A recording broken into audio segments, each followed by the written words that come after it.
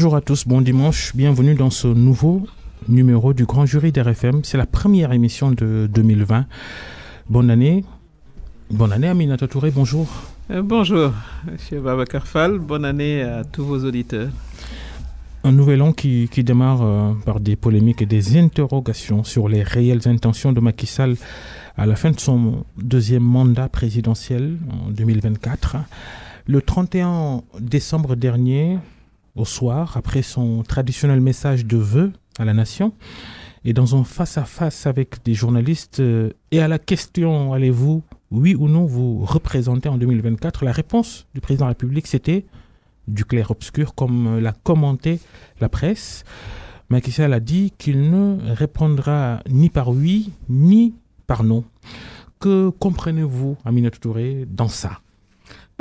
Tout d'abord, je pense que le président Macky Sall a dit beaucoup de choses. Il a passé quasiment 2h30 avec vous à parler des questions essentielles de la nation. Il a donné plusieurs points de vue. Je crois que cette question était la dernière. Ce que je voulais dire à ce niveau-là, et il l'a dit d'ailleurs, il a dit ce qu'il avait à dire sur la question depuis très longtemps. Seulement, il semblerait que, c'est un sujet qui fait vendre, mais je pense que le président a dit ce qu'il avait à dire depuis très longtemps. Ceci étant dit, sa préoccupation, on peut la comprendre. Voilà, les élections, c'est d'ici 4 ans. Est-ce que vous pensez qu'il faut faire que de la politique jusqu'en 2024 alors que les problèmes des Sénégalais sont là ? Je pense qu'il souhaite se concentrer sur le travail qu'il doit délivrer et sa position, il l'a déjà donnée. Ceci étant dit, la politique, elle doit se poser au moment où elle se pose. On ira vers des élections législatives et ensuite vers des élections présidentielles à temps voulu. Je considère que la question politique occupe trop de place dans les affaires publiques. Moi, c'est mon sentiment. On sort d'élection il y a moins d'un an. On semble l'oublier. Et avant cela, il y a eu toute la campagne sur le parrainage qui a pris quasiment 8 à 9 mois. Et après que le président ait gagné, maintenant il faut travailler. Voilà. Cette question, moi, je considère qu'il l'avait réglée déjà. Mais elle revient tout le temps, très périodiquement, parce que, elle vous fait vendre également. On va quand même la poser. La politique, ça fait partie. Que va-t-il réellement faire selon vous, Macky Sall, en 2024 ? Oui, mais le président, je pense, a donné sa position depuis longtemps. Voilà. Et entre-temps, ce qu'il va faire, c'est travailler. Ça, c'est une certitude. Et je pense qu'il faut justement se concentrer sur les questions économiques, les questions sociales qui sont importantes. Et voilà, moi, je considère que sa position, il l'a donnée depuis très longtemps, depuis le 31 décembre dernier. Il y a déjà un an. Doit-il se représenter en 2024, oui ou non ? Ça se pose très, très, très simplement. Le président de la République a déjà donné sa réponse. Il vous l'a d'ailleurs dit quand vous êtes assis ensemble. Voilà, mais comme cette question semble vouloir faire l'actualité très, très, de manière récurrente, moi je peux même comprendre parfois que la question puisse même l'énerver, parce que comme il a dit, quoi qu'il dise, quoi qu'il fasse, on reposera la question. Mais pendant ce temps, ce qu'il faut voir, c'est la conséquence également d'occuper l'opinion avec la question que je considère qu'il a déjà réglée, c'est que cela nous écarte des questions essentielles. Et les questions essentielles, elles sont fondamentales. Les politiciens ne sont pas les seuls représentants quand même de la société sénégalaise. Doit-il respecter la Constitution qui, pour beaucoup, stipule clairement qu'il n'a pas le droit, Macky Sall, de se présenter une troisième fois à la présidentielle ? Le président a déjà répondu à toutes ces questions depuis le 31 décembre. Et il vous l'a dit d'ailleurs lors de son face-à-face. Il a demandé au monsieur, mais qu'est-ce qui s'est passé, qu'est-ce qui a changé depuis lors ? Je pense que la question est derrière nous.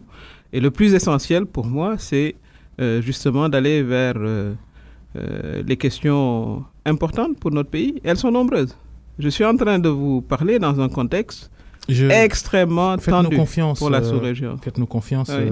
Les questions économiques, sociales, elles vont arriver dans cette émission. Est-ce que cela vous gêne ? Est-ce que cela vous plombe, vous, ses proches collaborateurs, de le voir maintenir le suspense sur sa carrière politique, ses intentions de se maintenir au pouvoir supposé ou réel ? C'est pas une gêne, c'est que je comprends même sa position. Parce que quand vous avez débattu de la question moult fois et qu'on continue à vous la poser, et certains, de toute façon, quoi qu'ils disent, continueront à la poser, moi je considère que la question est derrière nous et qu'il faut justement avancer sur des questions tout aussi importantes. Les arguments qu'il donne vous ont-ils convaincu? Il dit que s'il affirme qu'il ne se représentera pas, le gouvernement ne travaillera plus à cause d'une guerre de succession qui va immédiatement débuter, et que s'il dit qu'il va briguer un nouveau mandat, bonjour les tensions. Est-ce que l'État, le pays, la nation doivent marcher au rythme des états d'âme du chef de l'État et de ses calculs politiciens? Bon, mais moi je ne permets pas que vous parliez d'état d'âme. C'est quand même des positions. Ce ne sont pas des états d'âme. Je pense que le président, ce qu'il a dit là-bas, c'est qu'il faut se concentrer, après l'avoir réélu à 58%, à régler les problèmes des Sénégalais. La question, telle que vous l'avez posée, il l'a déjà réglée, il l'a déjà dit. Il vous l'a dit, les yeux dans les yeux. Le 31 décembre, à la même heure, vous m'avez posé la question. Mais je vous ai répondu, qu'est-ce que vous pensez qui ait changé entre-temps? Donc la question, elle est vraiment, à mon avis, derrière nous. Le président a déjà apporté une réponse. Le fait de l'entretenir, justement, nous écarte de l'essentiel. Parce que vous pensez que les Sénégalais, notamment les jeunes qui souhaiteraient avoir un emploi, les familles qui souhaitent... On va y arriver. Oui, on va y arriver. Mais c'est ça les questions essentielles. Si Macky Sall, Aminata Touré, si Macky Sall déclarait qu'il ne se présentera pas dans 4 ans, allez-vous, personnellement, Aminata Touré, vous porter candidate pour lui succéder? On vous répondra à échéance échue. Vous aurez une claire réponse à ce moment-là. Nous n'y sommes pas. Et vous savez, j'ai déjà dit que je trouvais un peu indécent qu'on puisse parler de... Ce pays, on ne va pas passer d'élection présidentielle à une autre élection présidentielle. Entre-temps, ça fait quand même 5 ans pendant lesquels il faut que nous puissions quand même travailler avant de faire avancer notre pays, à mon avis. Et c'est ce qu'il faut faire. Il y a des questions suffisamment importantes, on va y arriver, qui aujourd'hui animent nos concitoyens, les électeurs notamment, qui ont fait leur devoir il y a moins d'1 an, comme je l'ai dit, et qui ont beaucoup d'espoir. Et on parlera, j'espère, de toutes ces catégories sociales qui souhaiteraient que les questions qui les intéressent soient prises en charge. Et il semblerait que certains dans votre parti vous prêteraient cette ambition de succéder à Macky Sall. Oui, mais vous savez, on peut dire tout ce qu'on veut. Et puis, j'ai l'intention de vous dire, mais ça ne change pas grand-chose. Ce qu'on prête et ce qu'on ne prête pas, ce n'est pas ce qui est important. Comme je l'ai dit, au moment venu, vous aurez la question à votre réponse. Mais on est très, très loin de ça. Et entre-temps, on ne va pas faire qu'entretenir la question. Et on ne vit pas que de nos ambitions. Les ambitions que nous avons après avoir réélu le président, c'est qu'il ait un excellent mandat. C'est notre intérêt à tous, d'ailleurs. Nous qui sommes avec lui, ses compagnons, mais également le pays. Donc c'est ça qui me paraît être le plus important. Maintenant, les ambitions des uns et des autres, au moment venu, on en discutera. On le dit aussi. Mais on ne peut pas vivre au jour le jour de cela. Vous, ça fait votre affaire, les journalistes. Mais croyez-moi, pour des citoyens qui sont loin de la politique, et c'est la grande majorité, l'essentiel, il est vraiment ailleurs. Après avoir fait leur devoir citoyen il y a à peine 1 an. Ces intentions, ces ambitions, on le dit aussi d'Amadou Ba, l'actuel ministre des Affaires étrangères, et bien d'autres personnalités de votre parti, du gouvernement, qu'en pensez-vous? Mais comme j'ai dit, au moment des ambitions légitimes, non? Vous savez, c'est clair, les gens sont en politique pas pour regarder passer les trains. Tout le monde a des ambitions légitimes. Si vous avez l'âge requis et les conditions, pourquoi pas. Mais la question ne se pose pas maintenant. Je pense que vous vous trompez un peu de timing et de période. Et si, justement, ceux qui sont élus, le président notamment, mais les autres vous le dites, également, mais c'est un parfait décalage avec la température dans l'opinion qui, justement, après la dernière sortie, le 31 décembre de Macky Sall sur le sujet, ne sont pas rassurés. Quand il dit, je ne répondrai ni par oui, ni par non. Donc, attention à votre jugement. Mais vous avez l'opinion a besoin de savoir ce que Macky Sall il va faire en 2024. Alors, est-ce que vous avez des statistiques pour étayer ce que vous dites? L'opinion, vous l'avez mesurée comment? À travers les médias, à travers les réseaux sociaux. L'opinion, ils se sondent par des méthodes. Ce sont les instruments disponibles pour le moment. Ah oui, non, mais vous avez fait des sondages pour ça. Est-ce que l'impression n'est pas toujours la réalité. Le président a expliqué très clairement pourquoi il ne veut pas s'appesantir sur ces questions politiques qui pourraient justement créer des effets de nuisance par rapport au travail essentiel qu'il compte faire. Et ça, moi, je peux le comprendre. Surtout que s'il ne s'était jamais prononcé sur la question, il vous l'a dit, il a déjà dit ce qu'il avait à dire. Et il souhaiterait justement se concentrer et concentrer toute son équipe et toute son énergie dans la résolution des nombreuses questions qui se posent à nous. Et elles sont nombreuses, j'espère qu'on va les aborder. Je parlais de votre carrière politique et de vos peut-être prochaines ambitions. Le Sénégal est-il prêt à élire une femme présidente de la République un jour? Mais j'admire votre persévérance, mais la question se posera et vous aurez une réponse au moment voulu. Ce n'est pas une urgence à ce moment-là. Là, je sollicite votre analyse sociologique, politique de la question. Et pourquoi pas? Oui, pourquoi pas? Une femme Une femme, un jeune, un vieux. Vous savez, c'est pas ça qui fait la différence, en réalité. Ce qui fait la différence, c'est les aptitudes. Voilà, les aptitudes, je pense que, elles seront jugées au moment venu. C'est comme ça que je vois la question. Mais encore une fois, comme je le dis, moi je vois bien que cela anime vos plateaux, vous fait écrire vos colonnes de journaux, et c'est légitime, c'est votre travail de journaliste. Mais ça ne peut pas être toute l'actualité et que l'actualité. Voilà. On amorce un autre virage dans cette émission. Ça va vous soulager peut-être? Oh non, pas du tout, pas du tout. La preuve, vous m'avez invité et je suis venu vous voir. Il n'y a absolument pas de difficulté à discuter de toutes ces questions. Mais je pense qu'il est important de respecter les timings et de prendre en compte les préoccupations des populations. Au lieu d'être dans la politique 24 heures sur 24, du 1er janvier au 31 décembre. Je pense qu'il faut tenir compte aussi des préoccupations des citoyens, mais ce n'est pas fuir la question, pas du tout. Comme j'ai dit, le président s'est déjà prononcé là-dessus.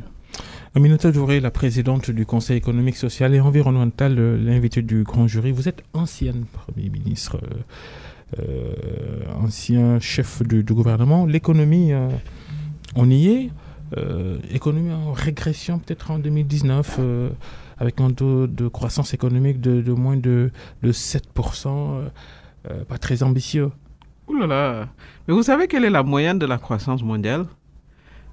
Lorsque vous faites 1,5 et 2% dans des pays développés, l'opinion applaudit. Et le Sénégal, de manière constante, depuis 7 ans, on est d'abord passé à une croissance quasiment prorata de tous les pays dans le monde et de la moyenne générale. On est très haut classé. Vous savez qu'on était les deuxièmes ex-aequo au niveau de l'Afrique. C'est ça la situation du Sénégal. Si on parle de croissance, on parle de croissance strictement. Vous avez aujourd'hui des croissances négatives. Contestées par des experts. Non, pas contestées parce qu'il y a des instituts qui valident quand même. La Banque mondiale, elle est là pour tous les pays qui sont membres de la Banque. Les Nations unies également. Nos taux sont tout à fait acceptés. Maintenant, on aurait souhaité, et d'ailleurs c'est ça l'ambition, c'est d'aller à une croissance à 2 chiffres. Et voilà. Malgré la reprise du coût du pétrole qui a augmenté de manière significative. Comme vous le savez, les tensions sur le marché international, la tension politique a une influence directe sur le marché international. La situation en Irak récente a entraîné une subite hausse du pétrole. Mais malgré toutes ces contraintes, et le lourd héritage aussi qu'on a eu en 2012, pouvoir afficher des taux de 6%, 6,5%, légèrement moins de 7%, c'est une sacrée performance. Et comme j'ai dit, nous sommes deuxième ex-aequo en Afrique. Ça, il faut quand même reconnaître cela. Ça, c'est des chiffres qui sont incontestables, puisqu'ils sont validés par des institutions qui sont complètement non partisanes. Le référentiel pour le président Macky Sall et son gouvernement pour booster l'économie sénégalaise, c'est le PSE, le plan Sénégal émergent, qui amorce sa deuxième phase. Oui. Le Conseil économique et social que vous dirigez a organisé d'ailleurs une session pour faire des recommandations. C'est parce que le Conseil constate que les choses ne se déroulent pas comme prévu, non? Mais c'est pas ça. C'est que vous connaissez des situations idéales dans le monde? Moi, non. Parce que c'est des entreprises humaines qui sont toujours perceptibles. Et d'abord, c'était l'occasion de faire une revue. Et le ministre en charge du PSE a vraiment montré l'amplitude des réalisations. Mais également, voilà, il y a toujours des contraintes. Des contraintes, par exemple, avoir une croissance qui crée plus d'emplois, parce que nous avons une population très très jeune. 70% des Sénégalais ont moins de 35 ans. Ça, il ne faut jamais l'oublier. Comment justement amortir des chocs exogènes liés à la croissance du pétrole. Heureusement que dans les années à venir, très prochainement, nous pourrons nous prémunir de ces chocs exogènes avec les découvertes de pétrole et de gaz. Donc tout ça, c'est des questions sur lesquelles voilà, notre réflexion continue à s'appliquer. Et comment avoir une administration voilà, qui se modernise et qui va permettre voilà, d'aller à un pas plus accéléré dans la réalisation des objectifs de la phase 2 du PSE. Et c'est tous ces efforts mis ensemble qui ont créé la croissance de 6%. Et je vous dis encore une fois, quand vous faites 2% de croissance dans les pays développés, c'est hautement salué. Et nous sommes légèrement en dessous de 7%. Nous avons de bonnes performances. Maintenant, il faut continuer. Je ne suis pas en train de dire que tout est le mieux dans le meilleur des mondes. Nous avons encore de grands progrès à faire. Mais il faut quand même saluer ce qui a été fait depuis 7 ans. La phase 2 du PSE, le fast track, le slogan que le président a collé dessus, vous avez cette impression que ça va très vite dans l'exécution de ces politiques c'est ce qu'il souhaite, c'est ce qu'il souhaite. Et bon, il y a des défis pour que les choses aillent un peu plus vite. Et c'était justement l'occasion de discuter avec le ministre en charge du PSE sur quel levier il faudrait appuyer pour que les programmes aillent plus vite dans leur réalisation. Et c'est clair qu'il y a encore des contraintes. Et ces contraintes, justement, l'idée c'est de les lever. Ça s'appelle gouverner. Quand on est un pays émergent, il faut le comprendre, ou qui a une vocation, une ambition d'émerger, c'est un saut d'obstacle. Vous sautez un obstacle, il y en a un autre qui est devant vous, ainsi de suite, et c'est en maintenant ce rythme. Contraintes justement, financières, techniques ou humaines. Mais c'est du tout. Des fois, si on avait suffisamment d'argent pour tout ce qu'on voulait faire, on ne s'appellerait pas pays en phase d'émergence. D'abord, il y a des contraintes de ressources.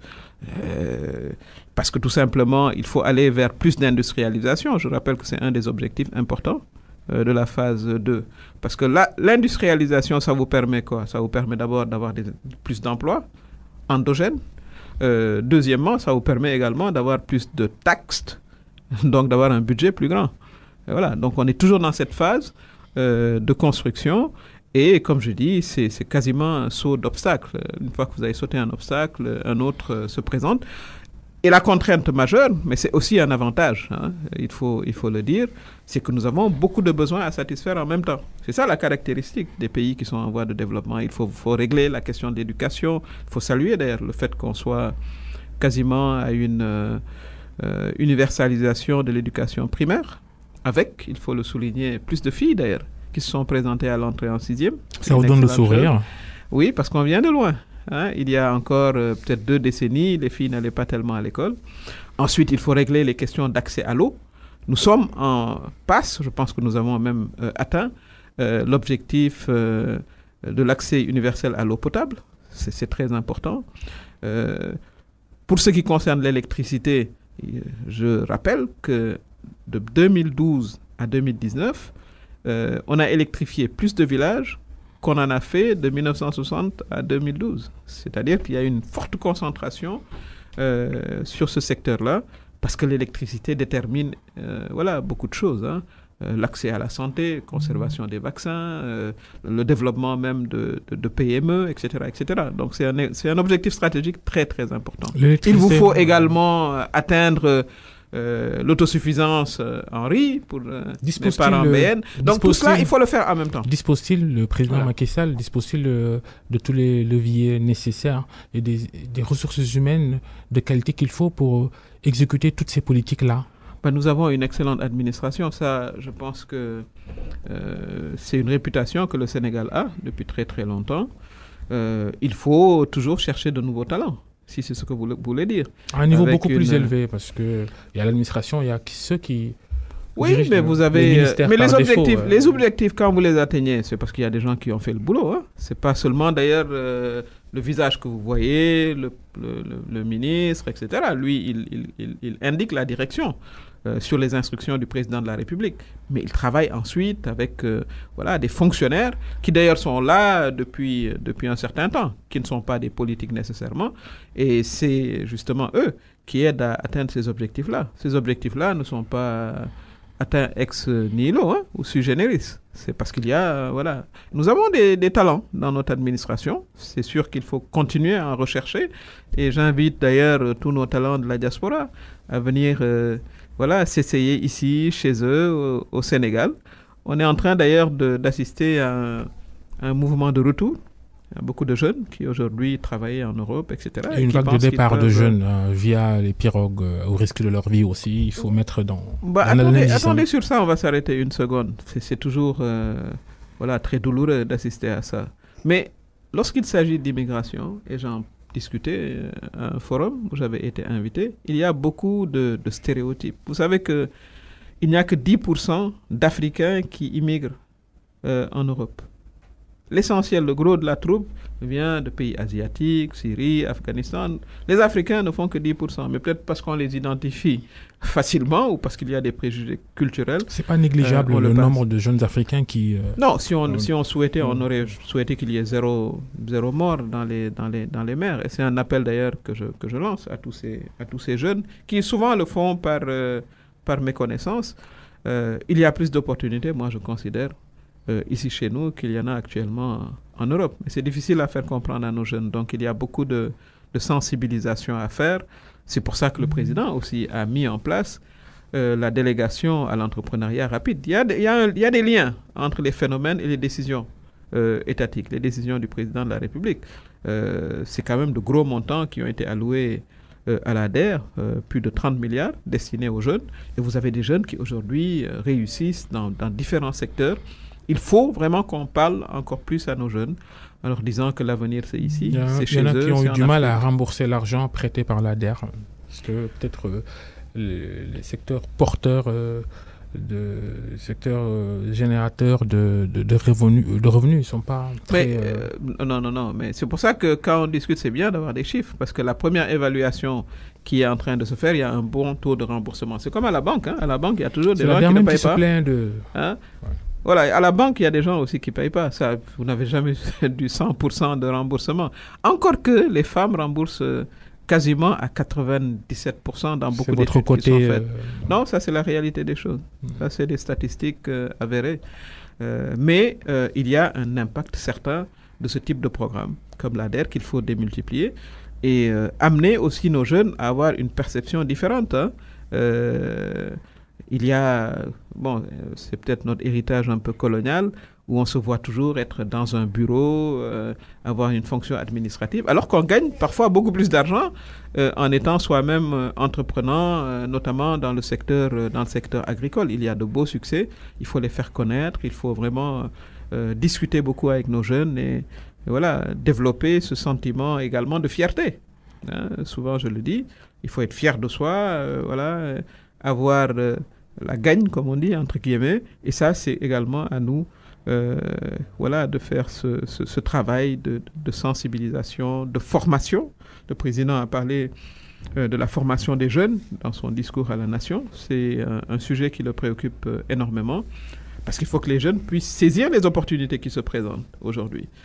C'est dans le secteur du pétrole, du gaz, et c'est pas seulement des emplois d'ingénieurs. Ça peut aller jusqu'à des CAP, des BEP, et c'est un peu les indications du ministre en charge de la formation professionnelle que nous avons également reçues au Conseil économique, social et environnemental. Il travaille sur une typologie des métiers dans le secteur, par exemple, de l'agriculture, où vous avez énormément de métiers. Ça va de la maintenance. Le président, dans son discours du 31 décembre, annonce l'instauration de nouveaux pôles agricoles ici de la Casamance. Ça, c'est après ce qu'on pourrait appeler le fiasco DAC, les domaines agricoles communautaires, non? Alors, moi, quand vous parlez comme ça, parce que moi, c'est un peu ma formation, je vous demande toujours, mais quels sont les éléments de de preuves qui vous permettent de parler de des domaines fiasco. agricoles communautaires qui auraient dû être construits en 6-8 mois, qui 6 ans après, voilà. Non, certains étaient de très gros projets. C'est clair que parfois, il faut peut-être redimensionner, mais vous avez des domaines qui marchent très bien. Vous allez voir CEFA, ça marche. Ah ben voilà, mais CEFA, c'est un énorme... Vous saviez que j'arrivais à CEFA, qui fonctionne très, très, très bien. Donc, il y a des modèles qui marchent. Hein. Un projet de 8 mois, 6 mois, qui 6 ans après ne connaît pas son terme en matière de finition, oui, c'est un problème. Compris. Oui, bon, quelques soucis il y avait, il faut le dire, de mobilisation de ressources pour l'essentiel. D'ailleurs, le ministre en charge a indiqué, et surtout le directeur général, qu'ils allaient faire une revue des choses. Mais cela ne peut pas, disons, empêcher de penser et de développer l'idée qu'il y a énormément d'opportunités dans le secteur agricole. Et ça ne peut pas se réduire au PRODAC. On n'avait pas besoin d'un DAC pour vous investir dans l'agriculture. Moi, j'ai vu dans la zone du Nord des étrangers qui viennent avec de tout petits moyens exploiter. Il faut apprendre à nos jeunes à s'organiser en coopérative. Et je pourrais citer d'autres secteurs. Le secteur de l'artisanat, vous avez des jeunes qui font des choses fantastiques, les jeunes dames notamment, hein, que ce soit dans les métiers du cuir et autres. Il y a toute une palette. Moi, je suis du Saloum, je pourrais vous parler de l'agriculture, où il y a presque 300 produits dérivés. Donc, ce sont un peu ces pistes-là qui sont en train d'être mises en œuvre pour pouvoir absorber cette main-d'œuvre jeune. Mais comme je l'ai dit, il faut qu'on discute avec notre jeunesse, qu'on la renforce dans sa fierté, dans son espoir pour l'avenir qui est là et qui est certain. Et qui a été confirmé d'ailleurs par les Sénégalais en 58% lorsqu'il a gagné. Originaire du bassin arachidier, justement, la présente campagne de commercialisation de l'arachide, une campagne alors dispersée, disparate, du fait de ce que l'on sait tous. Le libre marché, le paysan aujourd'hui a plus tendance à vendre son arachide à l'étranger ou aux Chinois au détriment des huiliers locaux. Non, mais on repose le débat. Vous savez, la majorité de nos concitoyens sont des paysans. Ça, on l'oublie parce qu'on a tendance à être en ville, dans nos bureaux, là, comme on le fait là. Mais l'essentiel de nos concitoyens sont des paysans. Une bonne partie vit de l'arachide. Donc, une grande majorité de nos concitoyens vivent de l'arachide. Lorsque vous avez des opérateurs chinois qui viennent, qui proposent un prix supérieur aux 110 francs, fixé par le gouvernement, 210 francs, autant pour moi, fixé par l'État du Sénégal, et ils proposent 250 francs. Est-ce qu'il faut dire aux paysans, non, ne vendez pas à 250 francs? Évidemment non, puisque c'est la loi de l'offre et de la demande. Et comme vous avez suivi, la Sonacos va se mettre à niveau et va également acheter à 250 francs. C'est une bonne chose. Parce qu'il faut se rappeler qu'il y a une année où, si les Chinois n'étaient pas venus, on serait resté avec notre arachide entre les mains. Parce que Sonacos n'avait pas pu tout prendre. Donc il y a eu, le marché s'est réadapté. Mais moi, la solution que je vois sur le à quoi sur le bon moyen alors terme, fixer un prix au producteur de 210 francs CFA Oui, mais vous savez comment ça marche. Hein? Vous savez que l'État rembourse quand même une grande différence.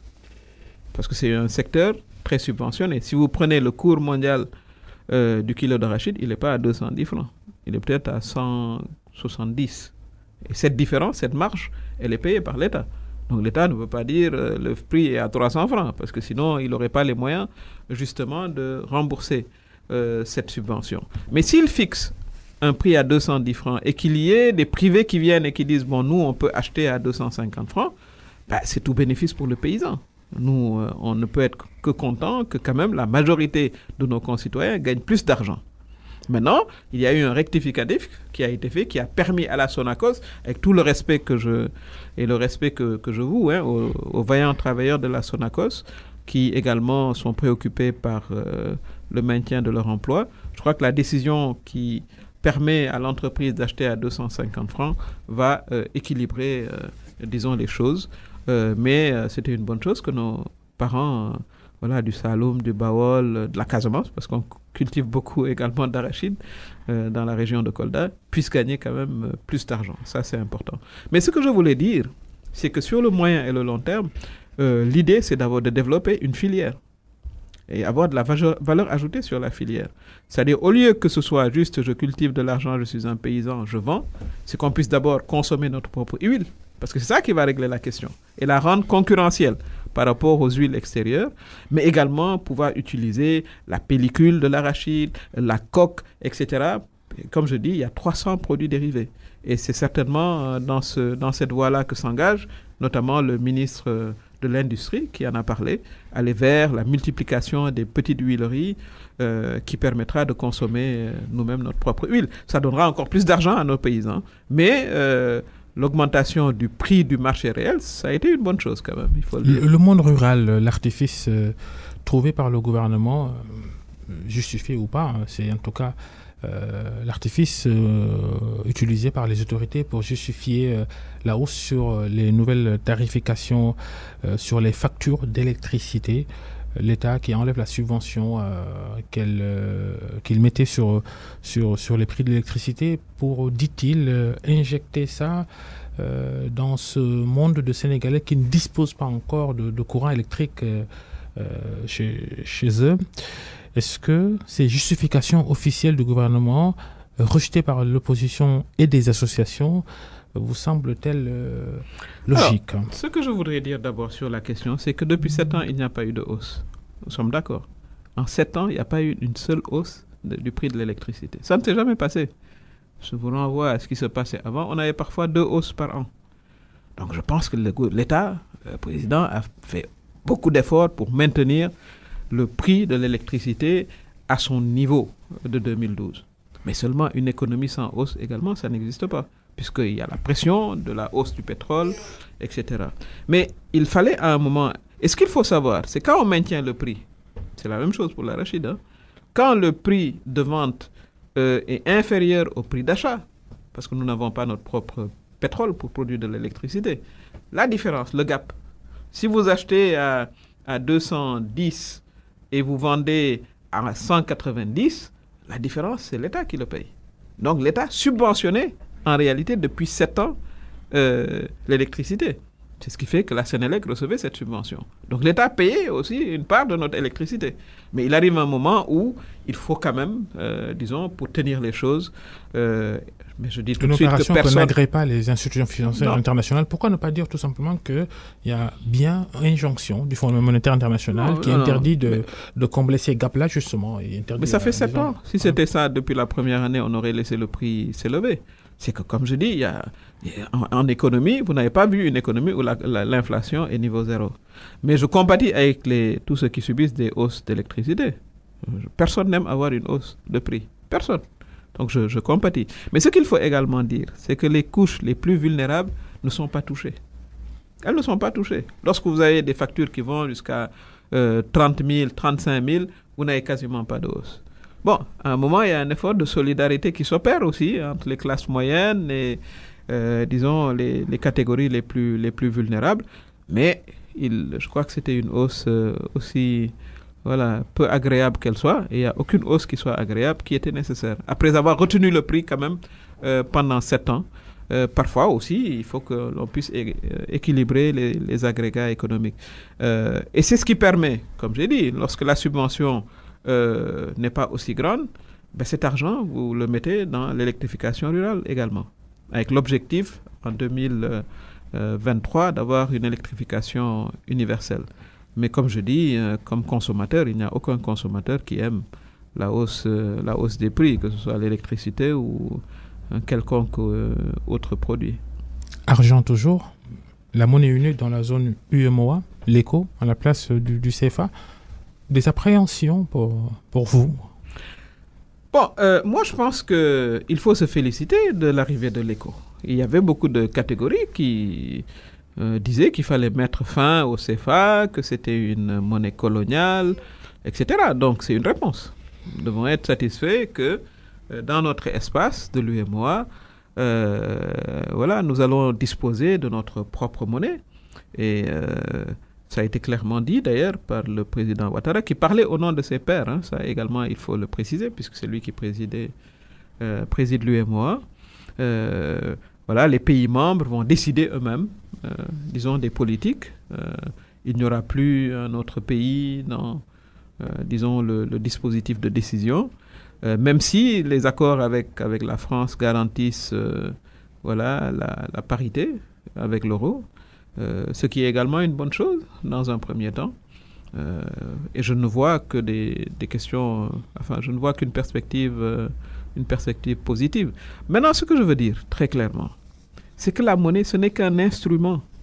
La monnaie, ce n'est pas elle qui va déterminer la bonne marche de votre économie, la production de croissance. Ce n'est qu'un instrument de politique économique. D'ailleurs, vous avez plein de pays qui sont autour de nous qui ont leur propre monnaie. Ça ne veut pas dire que vous allez vous porter mieux ou mal. Tout dépend de d'abord comment vous allez la gérer, mais surtout comment vous allez avoir un bon cadrage macroéconomique. C'est pour ça qu'au sein de l'UEMOA, il y a ces fameux critères de convergence. Le premier, c'est la limitation du déficit budgétaire qu'il faut maintenir.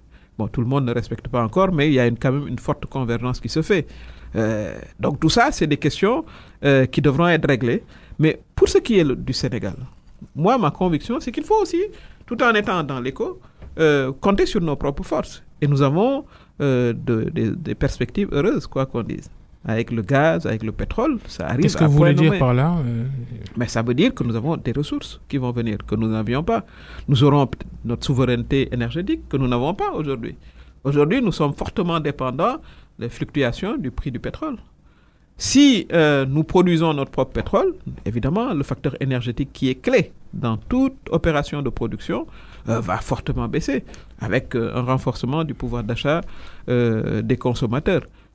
Et nous avons l'espoir que la production va se faire dans les 3 prochaines années. Donc il y a des perspectives heureuses pour nous. Mais encore une fois, et c'est ce que le président a expliqué, il faut quand même qu'on tienne bien les comptes. Et tenir bien les comptes, c'est d'abord s'assurer que la majeure partie de nos concitoyens qui ont besoin d'un appui particulier en termes de politique sociale continuent à bénéficier de cette politique sociale. Et ça, je voudrais m'arrêter un instant.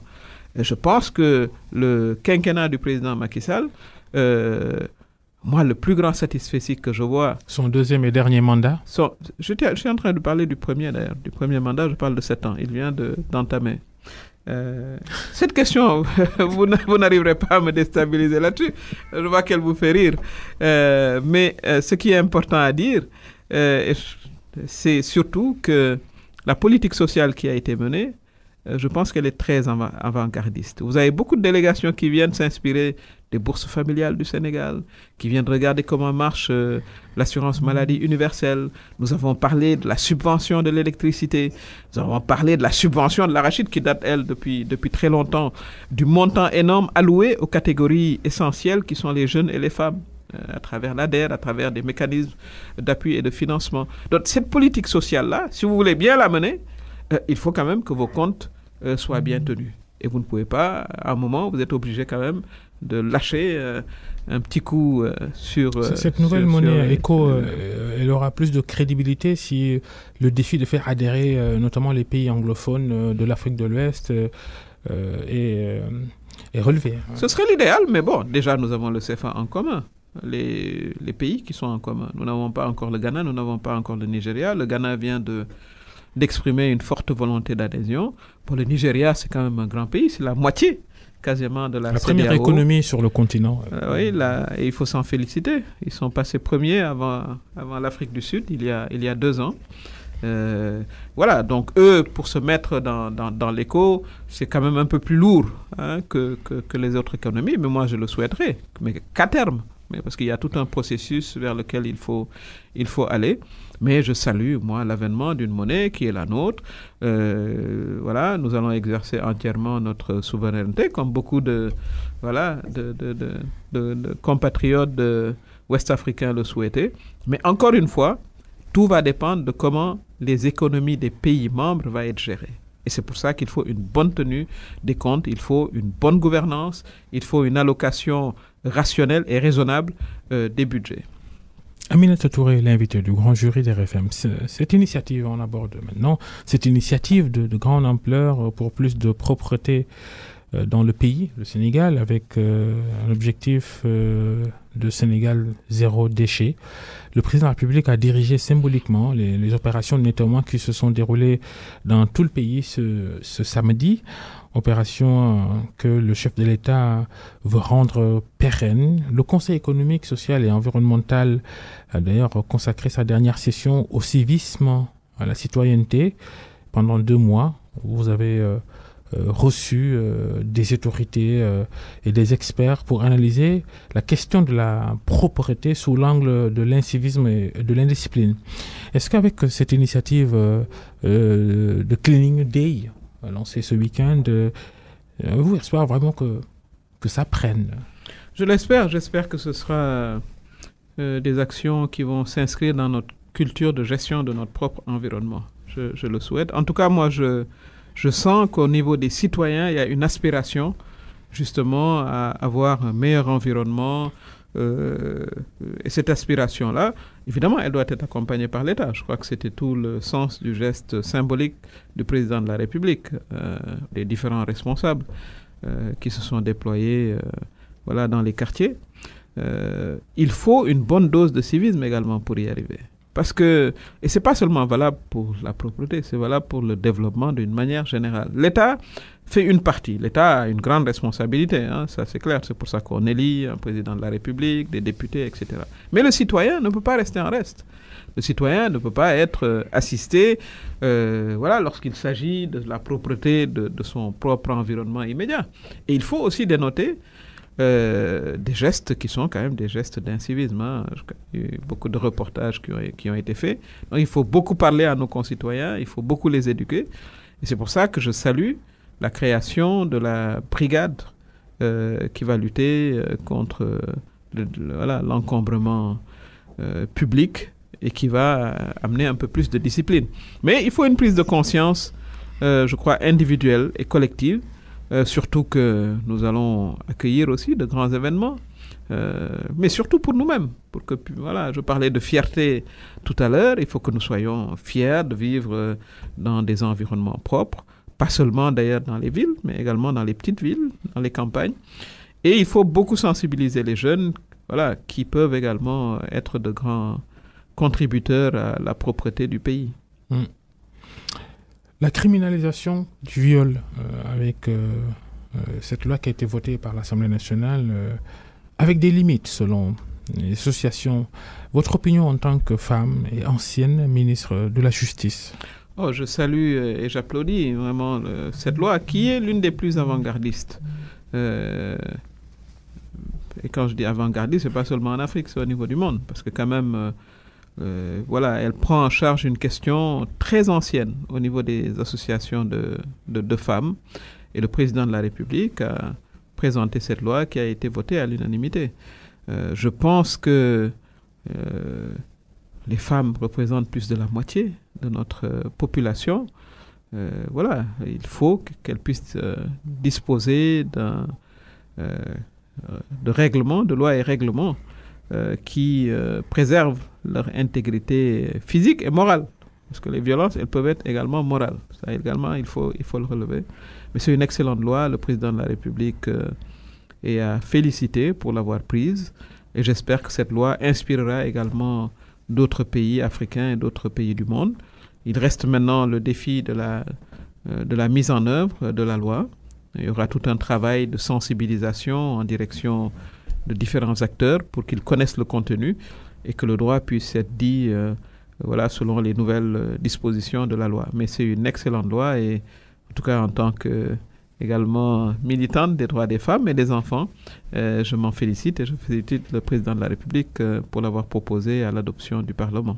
Les enfants, quand vous dirigez le gouvernement, ces intentions des dirigeants que vous êtes de lutter contre la présence des enfants dans la rue, plusieurs opérations entamées, pas suivies d'efficacité.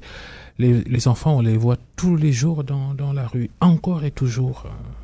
Il faut dire que le phénomène quand même a baissé. Si on est très objectif, mais il ne devrait avoir aucun enfant dans la rue. Mais le phénomène a beaucoup baissé. Quand je parle de l'universalisation de l'école primaire, ça a aussi un impact sur la présence des enfants dans la rue, mais il y a encore, disons, des enfants dans les rues et aucun enfant ne devrait y être. Peut-être interpeller votre institution, le Conseil économique social. On va y arriver. On en est qu'à notre... Voilà, on est présent depuis pas très longtemps, mais c'est une question effectivement que nous comptons étudier. Elle n'est pas simple également, parce que c'est une question également culturelle. C'est une question qu'on a vite fait d'assimiler à des attaques contre la religion, alors que dans les meilleurs daras que je connais, les enfants ne mendient pas, ne sont pas dehors. Donc il y a un dialogue qu'il faut engager. Encore qu'il n'y a pas que des talibés dans la rue. C'est ça, exactement. De tous bords. De tous bords, exactement.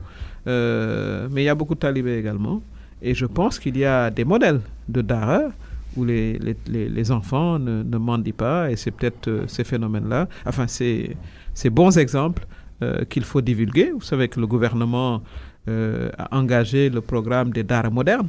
C'est ça l'idée. C'est de pouvoir justement donner une formation coranique, mais également une formation au métier, une formation technique à tous ces enfants qui sont des citoyens également de notre pays, pour qu'ils puissent non seulement maîtriser le Coran, mais ensuite pouvoir avoir un métier à leur sortie de ces daras modernes. Mais comme je dis, c'est une question culturelle très complexe, mais c'est clair qu'il y a, disons, cette volonté de pouvoir la régler, mais il faut vraiment des actions persistantes, mais il faut voir le problème comme un système en entier. Et on ne peut pas parler des talibés sans parler des maîtres coraniques, qui reçoivent également des enfants en quantité et qui, à un moment, sont obligés de les laisser aller mendier parce qu'ils n'ont pas les moyens de s'en occuper. Mais il y a une question également qu'on ne pose pas.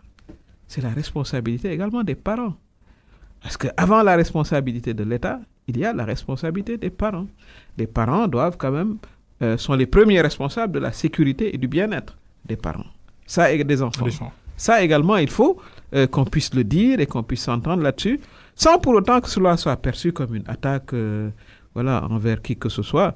Nous avons tous appris le Coran également. Et on peut apprendre le Coran chez soi. C'est peut-être aussi ça qu'il faut pour développer. Voir également le statut des maîtres coraniques.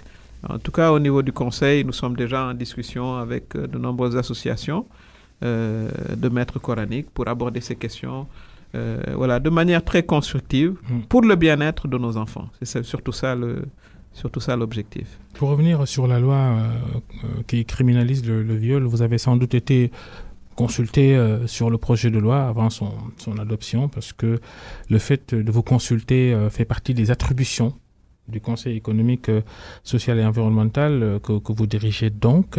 Justement, le bilan 2019 de l'institution, le Conseil économique va déposer son rapport bientôt, dans les prochaines semaines.